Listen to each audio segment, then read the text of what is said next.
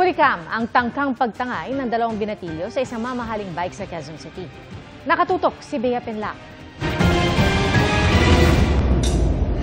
Kaswal lang na naglalakad ang 26 anyos na binatilyong ito sa isang pay parking lot sa barangay Bagong Buhay, Quezon City, Huwebes ng hapon. Maya-maya, lumapit sila sa mga nakaparadang bisikleta at tila may kinakalikot. Binabaklas na pala nila ang kadena sa isang bike roon.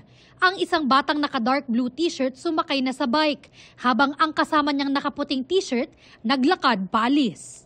Pero nang palabas na sila ng parking lot, hinarang sila ng parking attendant at hinanapan ng parking ticket. Akala ng mga bata, motor lang yung kinukuhanan ng parking ticket. So, di nila alam na pati pala yung mga bike na nakaparada doon.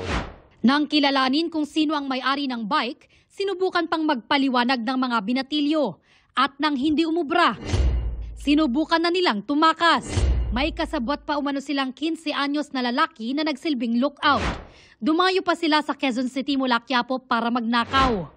Sinita sila ng mga gwardya at dinala muna sa police station bago i-turn over sa Bahay Pag-asa, isang pasilidad sa mga batang nasasangkot sa krimen. Naisauli naman sa may-ari ang bike na ayon sa pulisya ay nagkakahalaga ng 100,000 pesos. Doon sa interview po namin sa security guard, mayroon pong mga ilang beses na nawalan sila ng mga bike. Ayaw nang magreklamo ng mga complainant. Sinusubukan pa namin kuhanan ng pahayagang management ng pay parking lot.